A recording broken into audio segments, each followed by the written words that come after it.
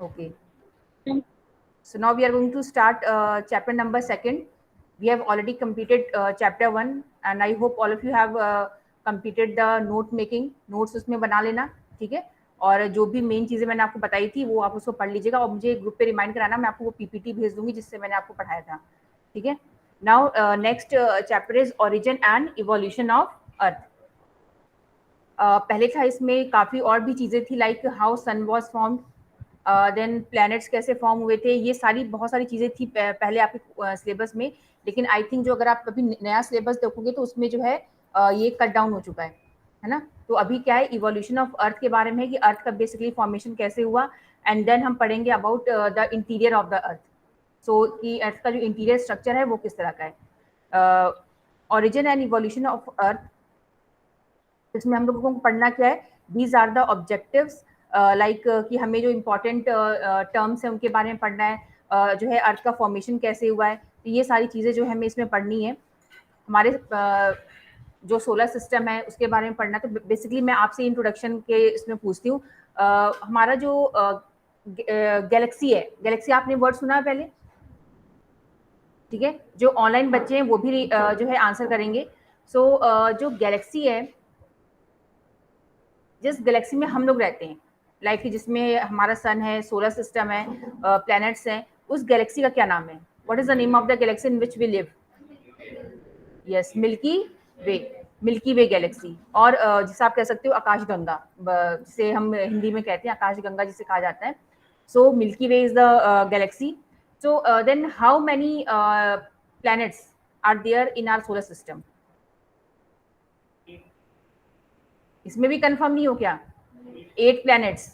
लेकिन जैसे हम लोग जब छोटे थे, so we used to study about 9 planets, that in our solar system there are 9 planets, but according to the astrological जो हमारी यूनियन है, वर्ल्ड एस्ट्रोलॉजिकल यूनियन, उन्होंने देखा कि एस्ट्रोनॉमिकल यूनियन जो है, उन्होंने देखा कि जो प्लैनेट्स का जो भी परिभाषा होती है, एक डिस्क्रिप्शन होता है, जो क्राइटेरिया होता है प्लैनेट होने के लिए, वो प्लूटो में नहीं है ना. तो प्लूटो जो है स्टिल इट एग्जिस्ट, ऐसा नहीं कि प्लूटो कहीं गायब हो गया है.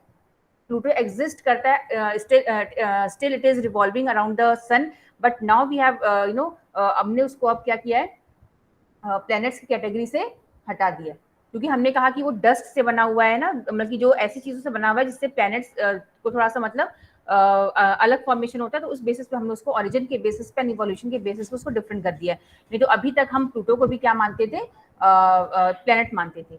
सो it is now a celestial body and we have 8 planets, ठीक है? सबको नाम तो पता ही होंगे प्लैनेट्स कौन कौन से हैं, ठीक है? एंड हम जो है हमारा सन क्या, जो हमारा स्टार है, ठीक है, उसका क्या नाम है? What is the name of the star जिसके आसपास हमारा पूरा सोलर सिस्टम मूव कर रहा है? सन, ठीक है ना. तो सन तो हमने नाम दे दिया है, but actually it is a star, ठीक है ना. तो तारा ही है, और वर्ल्ड में, पूरे यूनिवर्स में ऐसे बहुत सारे तारे आपको देखने को मिलेंगे, ठीक है. बट फॉर्चुनेटली हमारा जो सन है वहाँ पे लाइफ एग्जिस्ट करती है, और इसीलिए हम सन को जानते हैं. बाकी हम ये नहीं जानते कि कहीं और भी लाइफ एग्जिस्ट करती है या नहीं करती है. लेकिन जैसे बहुत सारे चांसेस हैं कि बहुत कहीं और भी लाइफ एग्जिस्ट कर सकती है, क्योंकि हमें नहीं पता है कि अगर जैसे आप आसमान में देखते हो या अगर आप स्पेस में कभी जाओ, आप देखो तो आपको नहीं पता है कि हमारा ये है क्या, मतलब, है ना, मतलब कहाँ तक ये यूनिवर्स फैला हुआ है, कहाँ इसका स्टार्टिंग है, कहाँ अंत है ब्रह्मांड का, यूनिवर्स का, ये कोई नहीं जानता है. तो इसीलिए मतलब ये बहुत ही वास्ट टॉपिक है. So there are 8 planets. Then हमारा सबसे पहले जो है गैलेक्सी है. गैलेक्सी के अंदर क्या आता है? स्टार्स. स्टार्स के आसपास क्या होते हैं? प्लैनेट्स. प्लैनेट्स के अगर हो गए तो आसपास उसके सब प्लैनेट्स होते हैं जिसको हम कहते हैं उनकी सैटेलाइट्स, लाइक जो हमारा अर्थ है उसकी सैटेलाइट मून है, ठीक है, और हर प्लैनेट के सैटेलाइट्स होते हैं. देन उसके बाद और भी एक सेलेस्टियल बॉडी आती है जिसको हम कहते हैं एस्टेरॉइड्स. धूमकेतु एस्टेरॉइड्स हैं, मीटेओराइट्स हैं, कॉमेट्स हैं. तो ऐसे बहुत सारे हमारे सेलेस्टियल बॉडीज हैं, बट बेसिकली सबका ओरिजिन कहाँ से होता है? गैलेक्सी से, ठीक है. अब हम देखते हैं, वैसे तो हमारा इवोल्यूशन ऑफ अर्थ के बारे में है, लेकिन जस्ट मैं आपको एक इन्फॉर्मेशन के लिए बता देती हूँ कि मतलब कैसे हमारा जो थोड़ा बहुत मैं आपको बताऊंगी कि हमारा जो ब्रह्मांड है या हमारा जो गैलेक्सी है उसका ओरिजिन कैसे होता है. ठीक है, अब आपकी बुक में देखिए कुछ दिया होगा, पृथ्वी की उत्पत्ति दी हुई है ना, ठीक है, ओके। तो पहले हम देखते हैं कि एक्चुअली देखो, सबसे पहली चीज हमारे यूनिवर्स में जो थी वो था एक क्लाउड, एक जाइंट क्लाउड। जाइंट वर्ड का मतलब समझते हो, बहुत बड़ा बादल, ठीक है। अब जो हमारे एस्ट्रोनॉमर्स हैं, जो हमारे एस्ट्रोनॉमर्स कौन होते हैं, हु स्टडी अबाउट स्पेस, ठीक है। तो एक जाइंट क्लाउड उन्होंने, अब जितना हमें actually we were not present at that time, ये बहुत ही, ये 5-6 बिलियन ईयर्स पहले की बात है, ठीक है, जितना हमें पता है। अब उससे पहले भी पूरा ब्रह्मांड था, ऐसा तो नहीं है कि उससे पहले यूनिवर्स नहीं था, लेकिन हम लोग जो है 5-6 बिलियन ईयर्स पहले की बात पढ़ रहे हैं, जब तक हम लोग, जितना हमारा जो हमने स्टडी के बाद हमें पता चला है। तो at that time there was a huge cloud which was known as, उस क्लाउड को क्या कहते थे हम, नेबुला। क्या कहते थे, नेबुला। ये आपने वर्ड सुना है कभी, फिजिक्स में सुना होगा, इससे पहले नहीं पढ़ा कभी भी यूनिवर्स के बारे में से, ठीक है। तो there was a huge cloud which was known as nebula, and वो जो नेबुला था, इट कंसिस्टेड ऑफ, उसमें वो नेबुला था कि जैसे आप अभी क्लाउड देखते हो ना, वैसे वो भी बहुत ही बड़ा लेकिन क्लाउड था। सोचो कि यूनिवर्स में था तो कितना ही आपकी जो कितना ही डायमीटर होगा उसका, कितना ह्यूज डायमीटर था उसका, मिलियंस एंड मिलियंस ऑफ जो है उसका डायमीटर था। Now it consisted of gas, dust particles, there were some heavier atoms भी थे उसमें, heavier atoms जिन्हें हम कहते हैं, एंड देन उसमें था आपका बेसिकली दो तरह की गैसेस थे जिनके मॉलिक्यूल्स थे उसमें, वो था आपका हाइड्रोजन एंड हीलियम, ठीक है। तो आपको क्लियर हो गया स्टार्टिंग में क्या चीज थी, giant cloud of gas which was known as nebula.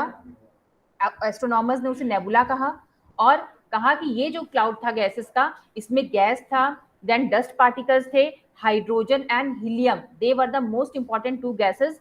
And then जो है इसी को मतलब जो है आपका क्या कहा गया, नेबुला कहा गया। It was a cloud of gas. अब ये जो था नेबुला, इसी से पूरे वर्ल्ड का ओरिजिन, पूरे जो है उसका जो भी हमारे सेलेस्टियल बॉडीज है उनका ओरिजिन माना जाता है, ठीक है।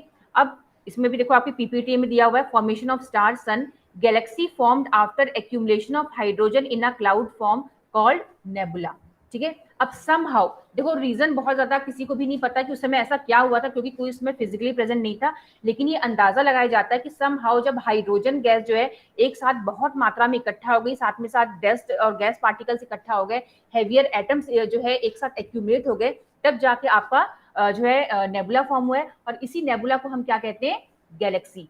क्या कहते हैं, Galaxy. And it is in A spiral form. किस फॉर्म में है, स्पाइरल। स्पाइरल जानते हो ना, गैलेक्सी कभी देखी पिक्चर, इस फॉर्म में, इस फॉर्म में, है ना। तो ये जो ह्यूज क्लाउड ऑफ गैसेस था in a spiral form, this was known as galaxy. इसको गैलेक्सी कहा गया। अब गैलेक्सी जो था, इट वाज ए बेस। जो बच्चे ऑनलाइन है they can see the picture of Galaxy, कि किस तरह से जो है स्पाइरल फॉर्म में ऐसे ऐसे इस तरह से घूमता है, इस फॉर्म में आपका गैलेक्सी है। अब उसके बाद क्या हुआ, देन आफ्टर 5 बिलियन ईयर्स, जो मतलब कि आज से 5 बिलियन पीछे की अगर हम जाएं, उस समय क्या हुआ कि जो नेबुला था इसमें कॉन्ट्रैक्शन स्टार्ट हो गया, ठीक है ना। इसमें क्या स्टार्ट हो गया, कॉन्ट्रैक्शन, मतलब सिकुड़ने लगा ये नेबुला। अब कोई भी प्रोसेस हुआ होगा, इसमें कुछ भी रीजंस हुए होंगे जिसकी वजह से ये नेबुला सिकुड़ने लग गया, और इसमें जो भी एटम्स थे, गैसेस के जो भी एटम्स थे, वो आपस में कोलाइड होना शुरू हो गए। कोलाइड मतलब आपस में टकराने लग गए, ठीक है। और आपस में टकराने लगे, इसको हम कहते हैं बिग बैंग। क्या कहते हैं, बिग बैंग। बिग बैंग मतलब क्या होता है, अभी बताती हूँ आगे। जैसे आपस में जो थी ये मॉलिक्यूल्स आपस में टकराने लग गए, इससे किस चीज का ओरिजिन हुआ, हीट का। बस आपस में जब कुछ चीजें टकराती हैं, आपस में मॉलिक्यूल्स टकराते हैं, तो क्या होता है, हीट एनर्जी जनरेट होती है। इससे जब हीट एनर्जी जनरेट हुई है, टेम्परेचर हाई हुआ है, तो एटम्स और तेज आपस में टकराने लग गए, ठीक है ना। जो रेट ऑफ कॉलिजन था, इसको हम क्या कहते हैं, कॉलिजन। कॉलिजन का जो रेट था वो और क्या हो गया, तेज हो गया, ठीक है ना। आपस में बहुत तेजी से टकराने लग गए आइटम्स, जिसकी वजह से टेम्परेचर उस रेट पर पहुंच गया, मतलब टेम्परेचर काफी हाई हो गया नेबुला में, ठीक है। नेबुला का टेम्परेचर इतना पहुंच गया कि जो एटम्स के अंदर प्रोटॉन्स होते हैं, प्रोटॉन्स सुना आपने, प्रोटॉन्स ऐसे और भी क्या और कौन से होते हैं, इलेक्ट्रॉन्स, प्रोटॉन्स, जो तो जो भी एटम्स में प्रोटॉन्स थे उनमें रिएक्शन स्टार्ट हो गया, ठीक है। जो भी हाइड्रोजन आपका गैस था या हीलियम गैस में जो एटम्स थे उनके प्रोटॉन्स में रिएक्शन स्टार्ट हो गया, और इस रिएक्शन को हम क्या कहते हैं, न्यूक्लियर या फिर सुना आपने फ्यूजन, फ्यूजन सुना है, फ्यूजन एंड फिजन। उसी तरह से आपका जो न्यूक्लियर फ्यूजन का जो प्रोसेस था वो स्टार्ट हो गया। मतलब आपस में हाइड्रोजन गैस और हीलियम गैस आपस में क्या होने लग गए, कोलाइड होने लग गए, और इससे न्यूक्लियर फ्यूजन का प्रोसेस जो था वो स्टार्ट हो गया। और इस न्यूक्लियर फ्यूजन के प्रोसेस में बाय एक्सीडेंट एक मैटर क्रिएट हुआ। मैटर समझते हो ना, मैटर पदार्थ, ठीक है ना। अब उसमें क्योंकि साथ में गैसेस भी थी, गैसेस भी आपस में कोलाइड हो रही हैं, आपस में मॉलिक्यूल्स कोलाइड हो रहे हैं। हेवियर एटम्स जो थे वो पहले के पड़े हुए थे वहां पे, पहले के वो रोटेट हो रहे थे वहां पे, साथ साथ घूम रहे थे। तो एक छोटा सा मैटर उसमें क्रिएट हुआ है, ठीक है। अब वो बॉल शेप में होगा, जिस भी शेप में होगा, तो एक स्मॉल एटम क्रिएट हुआ है जिसको हम मैटर कहते हैं। मैटर मतलब जिसको हम टच कर सकते हैं। आप समझ रहे हो ना कि जो मैटर एक गैस होता है जिसको आप टच नहीं कर सकते, लेकिन मैटर क्या होता है, एक सॉलिड चीज होती है जिसको आप टच कर सकते हो। तो ये जो मैटर क्रिएट हुआ है, ये कैसे क्रिएट हुआ है, बिकॉज ऑफ द गैसेस। जो एटम्स थे, जो डस्ट पार्टिकल्स थे, वो जब आपस में कोलाइड हुए, टेम्परेचर इंक्रीज हुआ है, प्रोटॉन्स का रिएक्शन हुआ है, न्यूक्लियर फ्यूजन का प्रोसेस स्टार्ट हुआ है, इससे आपका समहाउ मैटर क्रिएट हो गया। सोचो, मतलब गैसेस से एक पर्टिकुलर ऐसा पदार्थ क्रिएट हो गया जिसको हम छू सकते हैं एंड देख सकते हैं। तो बाय एक्सीडेंट आपका एक मैटर क्रिएट हुआ, और उस मैटर में क्या था, ग्रेविटेशनल फोर्स था। क्या था, ग्रेविटेशनल फोर्स। अब उस फोर्स ने क्या किया, और आपने जैसे सुना है ना कि जैसे आप एक बॉल, आप लोग जब क्रिकेट खेलते हो तो वैरायटी ऑफ बॉल्स आती है। जब हम लोग खेलते थे, एक कॉस्को की बॉल आती है जो बहुत ही मतलब वो होती है, हल्की होती है। एक होती है जो कि पता नहीं कौन सी बॉल होती थी, जो बहुत ही वो होती थी, मतलब छोटी सी होती थी लेकिन बहुत ही डेंस होती है, मतलब उसके अंदर पूरा फिल होता है, ठीक है ना। आप उसे किसी को मारो तो उसको बहुत बुरी तरह से चोट लग जाएगी। लेकिन वो जो ग्रीन वाली बॉल होती है, जो टेनिस वाली या फिर जो आप कॉस्को कहते हैं ना, वो ग्रीन टाइप की, उससे इतना आपको नहीं पता चलेगा। तो उसी टाइप की जो डेंस बॉल होती है, स्मॉल मैटर क्रिएट हुआ, लेकिन वो काफी डेंस था, और उसमें इतनी हाई ग्रेविटेशनल फोर्स थी कि उसने अपने आसपास, पहले तो मैटर क्रिएट हो गया, अब मैटर पहले तो कॉलिजन हो रहा था, उसके बाद मैटर क्रिएट हुआ है, और जैसे ही मैटर क्रिएट हुआ है, because of the high gravitational force, उसने अपने आसपास के जो और डस्ट पार्टिकल्स थे, जो और आपके गैसेस थे, उनको अपनी तरफ अट्रैक्ट करना शुरू कर दिया। और इस अट्रैक्शन से आपका क्या फॉर्म हुआ, स्टार का ओरिजिन हुआ। अब वो स्टार कौन सा, इसका हमने क्या नाम रखा, सन, ठीक है ना। तो इस प्रोसेस से हमारा सन का जो है फॉर्मेशन हुआ है। तो सन का फॉर्मेशन क्यों हुआ है, because of the nebula and the reaction of the hydrogen and helium atoms. जो उनके मॉलिक्यूल्स थे, उनके रिएक्शन की वजह से जो है आपका कौन सा रिएक्शन स्टार्ट हुआ, कौन सा रिएक्शन स्टार्ट हुआ है अभी, जब हीलियम और हाइड्रोजन जो मॉलिक्यूल्स थे, एटम्स से आपस में कोलाइड हो रहे थे, मैंने आपको बताया ना प्रोटॉन्स थे, उसमें प्रोटॉन्स ने रिएक्ट करना स्टार्ट कर दिया, तो उसके रिएक्शन से कौन सा प्रोसेस स्टार्ट हुआ था, जो चेन रिएक्शन का प्रोसेस होता है, फ्यूजन, ठीक है ना। उसमें फ्यूजन का जो है वो प्रोसेस स्टार्ट हुआ, और उस फ्यूजन के प्रोसेस से जो है आपका सन बना है।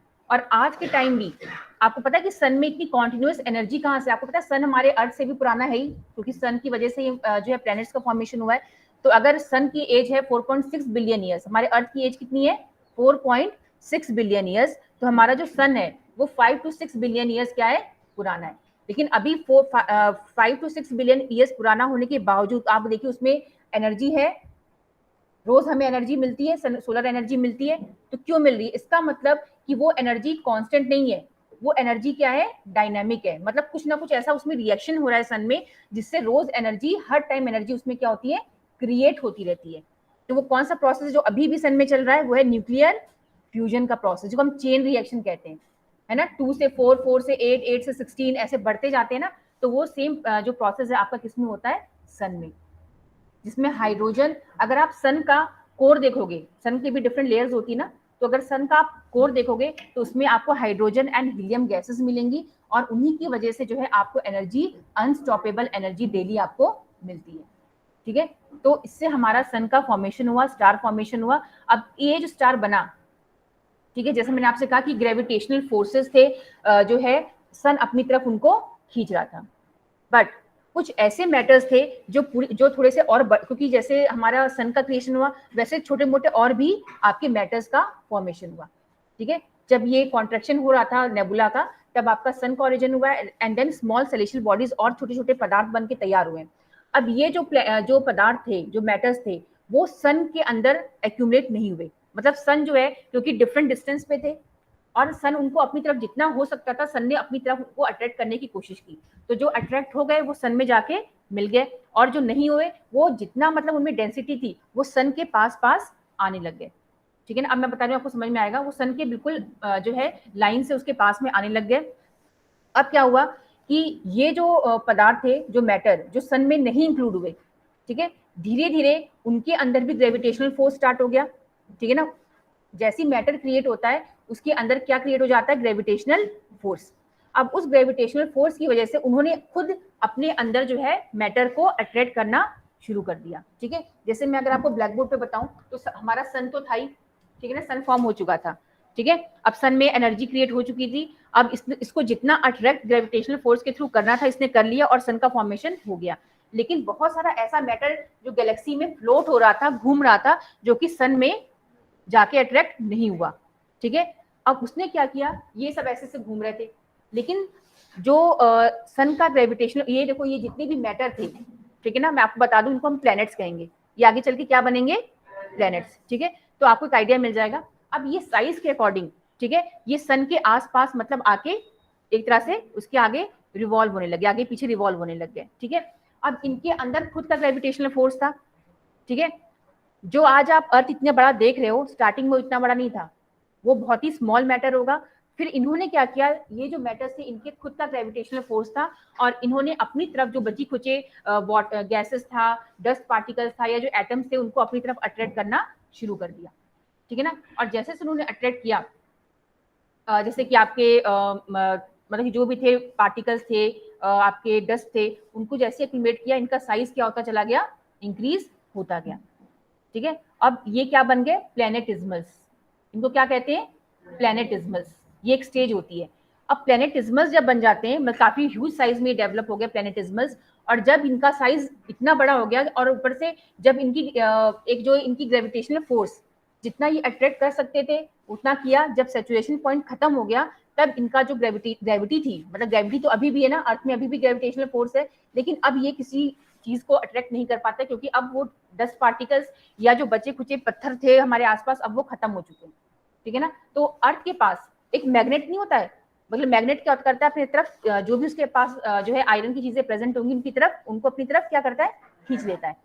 जब वो चीजें खत्म हो जाएंगी तो वो फिर अट्रैक्ट क्या करेगा, जब कुछ बचेगा ही नहीं। तो उसी तरह से इन प्लैनेट्स के साथ हुआ, जितना भी डस्ट पार्टिकल जो भी गैसेस उनके पास आसपास घूम रही थी, उन्होंने क्या किया, उसको अपनी तरफ अट्रैक्ट कर लिया और अपने अंदर उसको लाके बिल्कुल सीमेंट के फॉर्म में उसको वो कर लिया, मतलब सीमेंटिफिकेशन कर लिया। लेकिन जैसे ही वो आपके खत्म हो गए डस्ट पार्टिकल्स, एटम्स, गैस, तो ये धीरे धीरे इनका साइज बढ़ता गया और ये फिर क्या बन गए, आपके प्लैनेट्स। ठीक है ना, तो इस तरह से आपका प्लैनेट्स का फॉर्मेशन हुआ है।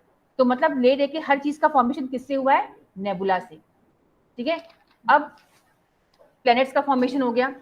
प्लैनेट्स में आपके 8-9 प्लैनेट्स जो भी बने, उसमें से 4 ऐसे प्लैनेट्स थे हैं जो कि अर्थ के सबसे पास हैं, जिन्हें हम क्या कहते हैं, इनर प्लैनेट्स। क्या कहा जाता है, इनर प्लैनेट्स। वो कौन कौन से प्लैनेट होते हैं, सबसे पहले सन के कौन सा प्लैनेट पास है, मरकरी, देन वीनस है, अर्थ, देन मार्स। ये जो 4 प्लैनेट्स हैं they are known as inner planets. ठीक है, इन्हें इनर प्लैनेट्स कहा जाता है। और उसके बाद कौन सा प्लैनेट है, जुपिटर, जो भी जुपिटर है, सैटर्न है, नेपट्यून है, यूरेनस है, ये सब हमारे 4 प्लैनेट्स जो है हम क्या कहते हैं, आउटर प्लैनेट्स कहते हैं। ठीक है, और एक और डिफरेंस है, इनको हम जो हमारे इनर प्लैनेट्स हैं उनको हम टेरेस्ट्रियल प्लैनेट्स भी कहते हैं, टेरेस्ट्रियल। और जो हमारे आउटर प्लैनेट्स हैं उनको हम जोवियन प्लैनेट्स भी कहते हैं, जोवियन, JOVIAN। तो जो हमारे इनर प्लैनेट्स हैं 4 प्लैनेट्स, जैसे कि अर्थ है, मार्स है, वीनस है एंड मरकरी है, इन चारों को हम टेरेस्ट्रियल प्लैनेट्स ये इसलिए कहते हैं क्योंकि ये किसकी तरह देखने में लगते हैं, लाइक अर्थ। ये डिफरेंस आपसे पूछा जा सकता है, इसे सुन लो बहुत ध्यान से। ठीक है ना, why they are called terrestrial planets, because they look like earth. उनका जो कॉम्पोजिशन है, जैसे अर्थ किससे बना हुआ है, अर्थ में बेसिकली आपको मिनरल्स मिलेंगे, मतलब कि ठोस है। हमारा जो अर्थ है, चाहे वीनस है, चाहे मरकरी एंड मार्स, ये चारों के चारों प्लैनेट्स कैसे, काफी ठोस प्लैनेट्स हैं, मतलब they are made up of rocks and minerals. जबकि आप Jupiter, Neptune, Jupiter, Saturn, Uranus and Neptune को देखोगे तो उनका साइज बहुत बड़ा है, but they are very light planets. बस साइज में काफी बड़े हैं, मतलब कि जुपिटर आपका अर्थ से 11 गुना बड़ा है, उसे हम स्मॉल स्टार भी कह सकते हैं। अर्थ सोचो, अर्थ अपने आप में कितना बड़ा है, उसका 11 गुना है जुपिटर आपका, 11 टाइम्स। बट प्रॉब्लम क्या है कि वो उसे हम स्मॉल स्टार भी कहते हैं, but that is made up of only gases और डस्ट पार्टिकल्स, मेनली गैस और डस्ट पार्टिकल्स का ही बना हुआ है ये जो आपके बाहरी 4 प्लैनेट्स हैं। नेपट्यून का भी साइज बड़ा है, यूरेनस का भी साइज बड़ा है, इन सबका साइज बड़ा है, बट ये बहुत हैवी प्लैनेट्स नहीं है। लेकिन आपके अर्थ साइज में स्मॉल है, लेकिन अगर आप इसकी डेंसिटी देखेंगे, आप इसका वेट देखेंगे, तो ये सारे चारों प्लैनेट से भी हैवी है।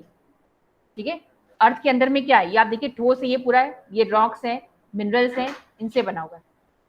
ठीक है, नाउ अब ऐसा क्यों हुआ कि ये जो 4 प्लैनेट्स थे आपके, जो इनर प्लैनेट्स हैं, वो काफी ठोस हैं, काफी मतलब रॉक से बने हुए, मिनरल से बने हुए। बाकी जो 4 प्लैनेट्स हैं वो कैसे हैं, आपके डस्ट एंड गैसेस के बने हुए। ठीक है, अब ऐसा क्यों हुआ, कहा जाता है कि देखो हमारा जो भी आपके प्लैनेट्स सन के पास बने हुए, क्योंकि मैक्सिमम जो आपके हैवी मटेरियल्स थे वो सन के पास ही रिवॉल्व कर रहे थे। ठीक है, तो जो सन के पास प्लैनेट्स बने हुए वो आपके ठोस पदार्थों से बन गए, लेकिन जो सन से दूर बने हुए वो आपके वहां पे सिर्फ गैसेस थी। जैसे मैंने कहा ना, कोई ये आपका अगर सन है यहाँ पे, तो ये प्लैनेट्स, ये जो पदार्थ का जो फॉर्मेशन हुआ, 4 जो आपके प्लैनेट्स बने, ये अर्थ के सन के पास रिवॉल्व कर रहे थे, सन के पास ही घूम रहे थे, तो वहां पे हैवी मैटर प्रेजेंट था, तो वो हैवी मैटर से बन गए। और जो ये प्लैनेट्स थे ये काफी दूर थे सन से। ठीक है ना, जैसे जुपिटर है, नेपट्यून है, यूरेनस है और सैटर्न है, ये सन से काफी दूर थे। तो दूर होने की वजह से क्या हुआ कि यहाँ पर जो है सिर्फ गैसेस और डस्ट पार्टिकल से ये बन पाए, क्योंकि हैवी मैटर वहां तक नहीं पहुंच पाया। हैवी मैटर कहाँ था, सन के आसपास ही घूम रहा था, और वो हैवी मैटर किसने ऑब्जर्व कर लिया, जो आपके ये इनर प्लैनेट्स थे, उन्होंने ऑब्जर्व कर लिया। ठीक है, अब अर्थ इनिशियली बहुत ऐसा नहीं था जैसा अभी है। इनिशियली ये सारे प्लैनेट्स जो थे वो डिफरेंट फॉर्म में थे, मेल्टिंग, मतलब जो इनर मैटर था वो तो काफी डेंस था, काफी मतलब कि स्ट्रॉन्ग था, हार्ड था, लेकिन अर्थ का जो बाहरी एरिया था वो काफी मतलब बहुत ही उस कंडीशन में था, क्या बोलते हैं, ब्रेकेबल कंडीशन में था, मतलब बहुत हार्ड नहीं था। और हर जगह मतलब आपको फायर, मतलब it was known as a ball of fire. वो तो काफी समय इसको लगा है, काफी मिलियंस ऑफ ईयर्स लगे हैं, तब जाके अर्थ जो है आज प्रेजेंट फॉर्म में आया है। मैं इसकी आपको एक वीडियो भेजूंगी, तो आप वो वीडियो एक बार जरूर देख लेना कि कैसे मतलब जो है आपका नेबुला रोटेट कर रहा है, उसके बाद आपका सन का फॉर्मेशन होता है, फिर सन से अर्थ का फॉर्मेशन होता है। और अर्थ जो होता है initially it was in red colour. हम तो अर्थ पे, इसलिए हम अर्थ के बारे में पढ़ रहे हैं, लेकिन हमारे जो पूरे टेरेस्ट्रियल प्लैनेट्स हैं 4 के 4, ये आपसे मैं ये आप एग्जाम में आता है, इसलिए आप इसको अच्छे से पढ़ लेना। Mercury, Venus, Mars and earth, they are known as terrestrial planets because they are like earth only. They are made up of, they are in small in size, yes, size में small है, but they are very dense and they are heavy in weight. ठीक है, because they are made up of heavy rocks and minerals से बने हुए।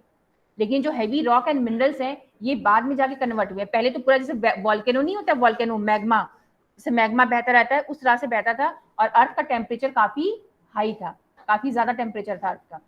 धीरे धीरे जो है आपका अर्थ जो ठंडा हुआ है और उसने फिर प्रेजेंट फॉर्म को अपनाया है। ठीक है, तो बेसिकली तो जो है मैंने आपको ये बताया कि हाउ सन वॉज फॉर्म, और इसी तरह से यूनिवर्स में सन फॉर्म होता है, और सन का भी अपना एज होता है। लाइक जो हमारा सन है वो अभी एक मीडियम साइज का स्टार है, बहुत बड़े साइज का नहीं है, it is a medium size star. और आप जानते हो मिलियंस ऑफ स्टार्स हैं, millions and billions of stars हैं जिनके बारे में हम जानते भी नहीं है। ठीक है, अब हमारी मिल्की वे जो गैलेक्सी है इसी में हमारे मिलियंस ऑफ स्टार्स हैं, बट सम हाउ एक्सीडेंटली हमारा जो सन था उसी में कुछ ऐसे सिचुएशंस क्रिएट हुई, प्रोसेसेस फॉर्म हुई, जिनकी वजह से हमारे प्लैनेट्स का फॉर्मेशन हुआ। अब हमें ये नहीं पता है, क्योंकि हमारा जो नियरेस्ट कोई सन होगा या कोई सेलेस्टियल बॉडी है वो भी हमसे बहुत दूर है। आपको पता है ना, जैसे मार्स है, ठीक है, अगर हमें अभी मार्स के ऊपर भी जाना है तो हमें समझ लो कि अगर हम लाइट की स्पीड से भी चलें, मतलब स्पेस में डिस्टेंस हम कैसे मेजर करते हैं, लाइट की स्पीड से। ठीक है ना, इसे कहते हैं लाइट ईयर। लाइट ईयर, हम ये नहीं कहते इतना किलोमीटर जाना, हम क्या कहते हैं, it is a light year. ठीक है, तो मतलब अगर हम लाइट की स्पीड से भी, लाइट सबसे फास्ट ट्रेवल, आपने लाइट ऑन किया तुरंत लाइट जो है पूरी स्प्रेड हो जाती है, तो अगर हम लाइट की स्पीड से भी चलेंगे मार्स में तो भी हमें बहुत लंबा समय लग जाएगा। ठीक है, तो अभी मार्स ही हमारे से बहुत दूर है, मार्स हो गया। अब हम अगर किसी दूसरे सन के बारे में पता करना है, या फिर हमें दूसरी, अब जैसे हमारी सबसे नियरेस्ट गैलेक्सी कौन सी पता है? हमारी मिल्की वे तो है ही। मिल्की वे में बहुत सारे स्टार्स, आप सोचो कि हम लोग यूनिवर्स में कहाँ स्टैंड करते हैं। मिल्की वे तो एक गैलेक्सी जिसके बारे में हमें पता है। अब ऐसी पता नहीं कितनी हजारों गैलेक्सीज पूरे यूनिवर्स में होंगी। ठीक है, और हमारी मिल्की वे में मिलियंस ऑफ स्टार्स हैं। उनमें से एक तारा हमारा है सन, उसमें 8 प्लैनेट्स हैं। ठीक है, अब हमारी मिल्की वे में क्या पता कितने सारे स्टार हो, और स्टार तो है ही, कितने सारे प्लैनेट्स हो सकते हैं भाई। जैसे समहाउ एक्सीडेंटली हमारी यहाँ पे लाइफ हो गई, तो वहां पर भी तो ऐसा थोड़ी कि कहीं और नहीं हो सकती है। लाइफ पक्का जरूर कहीं ना कहीं और भी है, लेकिन वो बात अलग है कि हम नहीं उन तक पहुंच पा रहे हैं, शायद हमारे पास उतना एडवांस हो नहीं है। लेकिन बहुत बार आप सुनते हो यूएफओज आ रहे हैं। यूएफओज के बारे में जानते हो? Unidentified flying objects. तो ये जो यूएफओज होते हैं, हर बार ऐसा नहीं होता कि बाय चांस आ जाते हैं। आखिर कुछ ना कुछ होता है, कहीं ना कहीं से ये कहा जाता है कि अगर कहीं और लाइफ है तो शायद वो हमसे बहुत एडवांस है, तभी वो हम तक पहुंच जाते हैं, लेकिन हम आज तक कभी नहीं पहुंच पाए। ठीक है ना। हमारी नियरेस्ट जो गैलेक्सी है उसका नाम है एंड्रोमेडा। एंड्रोमेडा गैलेक्सी, ठीक है, हमारे सबसे नियरेस्ट गैलेक्सी है। लेकिन आप समझ लो कि अगर हम जो है लाइट की स्पीड से भी अगर हम वहां पहुंचना चाहें ना, तो हमें हजारों साल लग जाएंगे। ठीक है, मतलब स्पेस में डिस्टेंस सोचो कितना दूर होता है। अगर हमने किसी मनुष्य को, मनुष्य तो सर्वाइव ही नहीं कर पाएगा, है ना। मतलब कि बहुत बार आपने मूवीज में भी देखा होगा ना, इससे जो हॉलीवुड की मूवीज जो है स्पेशली इस पे बनती हैं, तो उसमें बताते हैं किस तरह से हम लाइफ को रोक कर, है ना, किसी इंसान को अगर हम उसको ऐसा कुछ कर दें कि उसको मतलब सुला दें, और उसको हम किसी स्पेस उस पर बैठा के छोड़ दें, लाइट की स्पीड से उसको हम ट्रेवल करवा दें, तो अगर वो कहीं पहुंचेगा तो भी हजारों साल लग जाएंगे। तो ह्यूमन बींग्स तो वहां तक सर्वाइव ही नहीं कर सकते। तो इसीलिए मतलब हमें किसी और सेलेशियल बॉडी तक पहुंचना हमारे लिए बहुत ही डिफिकल्ट है। तो बेसिकली जो है हमारा सबसे पहले क्या था, nebula, giant cloud of gases which was of hydrogen and helium gases. Then उसमें कॉन्ट्रैक्शन हुआ जिसको हम बिग बैंग थ्योरी कहते हैं, और उसमें जो है आपकी ब्लास्टिंग स्टार्ट हो गई है, मतलब बहुत वायलेंट एक्टिविटीज स्टार्ट हो गई थी। जब एटम्स आपस में टकराते हैं तो उससे वायलेंट एक्टिविटीज क्रिएट हुई। वायलेंट एक्टिविटी से टेम्परेचर नेबुला का बहुत ज्यादा इंक्रीज हो गया, और उस टेम्परेचर, इतना टेम्परेचर पहुंच गया कि जो प्रोटॉन्स थे एटम्स के, वो आपस में रिएक्ट करने लग गए, और रिएक्शन की वजह से आपका न्यूक्लियर फ्यूजन का प्रोसेस स्टार्ट हुआ, और तभी से एनर्जी क्रिएट होना शुरू हुई है। और उससे उससे मैटर क्रिएट हुआ है, और मैटर क्रिएट होने की वजह से ग्रेविटेशनल फोर्स हुआ है। ग्रेविटेशनल फोर्स की वजह से जो भी आसपास उस मैटर के जो भी डस्ट पार्टिकल्स, हेवियर एटम्स जो प्रेजेंट थे, उनको उन्होंने उसने क्या किया, अपने अंदर में उसको एब्जॉर्ब कर लिया, और ऐसे करते करते आपका फॉर्मेशन हुआ है सन का। और वो न्यूक्लियर फ्यूजन का प्रोसेस आज तक सन में चल रहा है, जिसकी वजह से कॉन्टिन्यूअस एनर्जी उसमें क्रिएट होती रहती है। जैसे आप न्यूक्लियर बॉम्ब जानते हो ना, न्यूक्लियर बॉम्ब वो क्या होता है? न्यूक्लियर बॉम्ब जब उसे यूज करते हैं तो वो क्या होता है कि वो चेन रिएक्शन होता है, आपने कहीं डाला, वो बुरी तरह से पूरा हर जगह स्प्रेड आउट हो जाएगा। ठीक है ना, तो वो बहुत डिजास्टर्स होता है। अब जो न्यूक्लियर फ्यूजन का प्रोसेस होता है उसको इंसान कर तो सकता है, लेकिन उसको कंट्रोल करना बहुत मुश्किल है। आप उसे, जैसे सन की एनर्जी है, वो चेन रिएक्शन है, चेन, मतलब एक बार स्टार्ट होगी तो फिर आप उसे कंट्रोल नहीं कर सकते। तो अगर इंसान कंट्रोल करना सीख गया, अगर मान लो हमारी टेक्नोलॉजी डेवलप हो गई, तो शायद हमारे पास कभी भी इलेक्ट्रिसिटी की कमी नहीं होगी। तब हम खुद इतनी इलेक्ट्रिसिटी जनरेट कर सकते हैं न्यूक्लियर फ्यूजन के प्रोसेस के थ्रू, कि मतलब हमें कभी भी प्रॉब्लम नहीं होगी। लेकिन अभी तक हमारे पास उतनी टेक्नोलॉजी नहीं है कि हम न्यूक्लियर फ्यूजन के प्रोसेस को कंट्रोल करना सीख जाए, क्योंकि वो फिर अनकंट्रोलेबल हो जाता है। ठीक है, अभी जो हम एटम बॉम्ब बनाते हैं, ये सब बनाते हैं, वो सब कुछ कंट्रोल टेक्नोलॉजी से बनता है। तो इस तरह से जो है आपका सन का फॉर्मेशन हुआ, एंड देन सन से ही जो रेमिनेंट्स बच गए थे और उसके आसपास होता है ना, रिवॉल्व करने लग गए थे, उन्हीं से, उनके ग्रो होने से आपके प्लैनेट्स का फॉर्मेशन हुआ है। और जब प्लैनेट्स का फॉर्मेशन हो गया तो कुछ प्लैनेट्स ऐसे थे जो रिवॉल्व कर रहे थे, और रिवॉल्व करते करते आपको पता है बहुत सारी चट्टाने, बड़े बड़े ह्यूज साइज की जो आपके चट्टान होते हैं, रॉक्स होते हैं, वो पूरे जो गैलेक्सी में रिवॉल्व कर रहे थे, हमारे सोलर सिस्टम में मूव कर रहे थे। जैसे अगर आप मार्स और जुपिटर, इनके बीच, अच्छा ये बताओ, जो हमारे प्लैनेट्स मूव करते हैं सन के आसपास, वो एक फिक्स पाथ फॉलो करते हैं, उस पाथ को हम क्या कहते हैं? ऑर्बिट कहते हैं। ठीक है ना। तो अगर आपसे कोई पूछे कि किन प्लैनेट्स के ऑर्बिट के बीच में आपको एस्टेरॉइड्स मिलते हैं, एस्टेरॉइड्स मतलब क्या होते हैं, बहुत सारे पत्थरों के टुकड़े। तो वो कौन से प्लैनेट्स हैं, अभी मैंने बताया था मार्स एंड जुपिटर। ठीक है, ये बहुत इंपॉर्टेंट क्वेश्चन है। मार्स और जुपिटर, जैसे मार्स घूम रहा है, जुपिटर, इनके ऑर्बिट के बीच का जो हिस्सा है, ठीक है ना, यहाँ पे आपको बहुत सारे चट्टान मिलेंगे जिनको हम क्या कहते हैं, एस्टेरॉइड्स कहते हैं। ठीक है, अब जैसे देखो अर्थ का फॉर्मेशन हो गया, अर्थ जो है बन के तैयार हो गया, लेकिन अभी जो साइज है, अभी आप जो अर्थ को देखते हो ब्लू कलर का, ऐसा अर्थ नहीं था। ठीक है, मैं आपको जस्ट वो दे रही हूँ, कल डिटेल में बताऊंगी। अर्थ जो था, it was a very it was a ball of fire. फिर धीरे धीरे करके जो है अर्थ अपना जो है उसने अर्थ का एटमॉस्फेयर ठंडा होना शुरू हुआ है। उससे पहले क्या हुआ, जैसे अर्थ रिवॉल्व कर रहा था सन के आसपास, अर्थ को बहुत तेजी से आके एक चट्टान ने, एक एस्टेरॉइड ने उसको क्या किया है, हिट किया है। ठीक है ना, और उससे क्या हुआ, अर्थ का एक बहुत बड़ा हिस्सा अर्थ से टूटकर क्या हो गया, अलग हो गया। ठीक है, ये कौन बोल रहा है ये, तो अर्थ जो था जब रिवॉल्व कर रहा था, एक धूमकेतु आया, एक एस्टेरॉइड आया और उससे बहुत बुरी तरह से टकरा गया। ठीक है, टकराने की वजह से मान लो ये अर्थ है, ये टकराया, इसका ऊपर का हिस्सा पूरा का पूरा अर्थ का निकल गया। अब जब अर्थ का ऊपर का हिस्सा निकला है तो उसमें अब मान लो कोई चीज टूट रही है, तो एक ऐसी चीज टूटी जो बहुत बड़े साइज की थी, बाकी जो पार्टिकल्स थे वो स्मॉल स्मॉल फ्रेगमेंट्स में डिवाइड हो गए। तो अर्थ की ग्रेविटी ने क्या किया, उस जो स्मॉल फ्रेगमेंट्स थे उनको वापस अपने अंदर एब्जॉर्ब कर लिया, लेकिन वो जो बड़ा टुकड़ा अलग हुआ अर्थ से, पृथ्वी से, वो वापस अर्थ में नहीं आया, क्योंकि जब वो एस्टेरॉइड टकराया है उससे, तो वो बड़ा हिस्सा टूटा और अर्थ से काफी दूर जाके गिरा। तो अर्थ की ग्रेविटी जो थी वो इतनी स्ट्रांग नहीं थी कि वो उसको अगेन अपने पास अट्रैक्ट कर सके, और अगेन लेकिन वो इतनी कम भी नहीं थी कि वो जो टुकड़ा था वो बहुत दूर चला जाए। तो अभी भी अर्थ की ग्रेविटेशनल फोर्स के इम्पैक्ट के अंदर वो जो आपका पार्ट था जो अर्थ से अलग हुआ था, वो अभी भी अर्थ के आसपास रिवॉल्व कर रहा है, जिसको हम क्या कहते हैं, क्या कहते हैं, मून। करेक्ट, उसे हम क्या कहते हैं, मून। ठीक है ना, तो इससे किसका फॉर्मेशन हुआ, मून का फॉर्मेशन हुआ। So moon is a moon was actually a part of earth only, जो कि धूमकेतु या एस्टेरॉइड की कॉलिजन के बाद पृथ्वी से अलग हो गया था, लेकिन वो टुकड़ा काफी बड़ा था जो अगेन अर्थ से आके वापस जुड़ नहीं पाया, और वो अर्थ की ग्रेविटी के अंदर उसके आसपास रिवॉल्व करता रहा एज इट्स सैटेलाइट।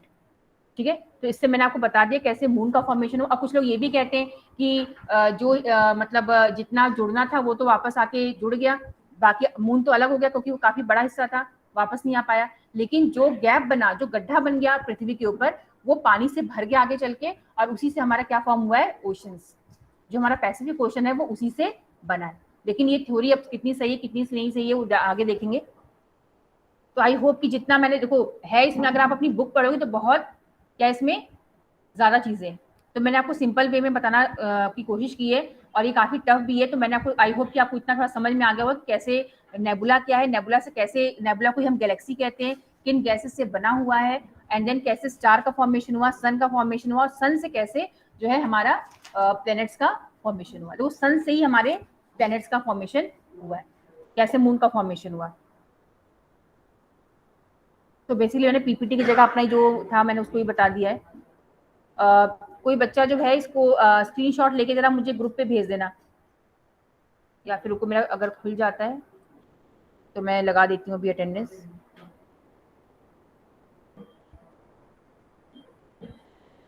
जो ऑनलाइन के बच्चे, उनको मेरी आवाज आ रही थी?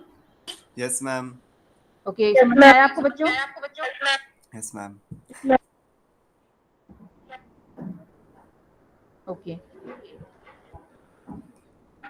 हाँ है, देखना पड़ेगा। बेटा कोई स्क्रीनशॉट ले लो जरा। मैम ले लिया है। ले लिया है, ठीक है, ओके ठीक है।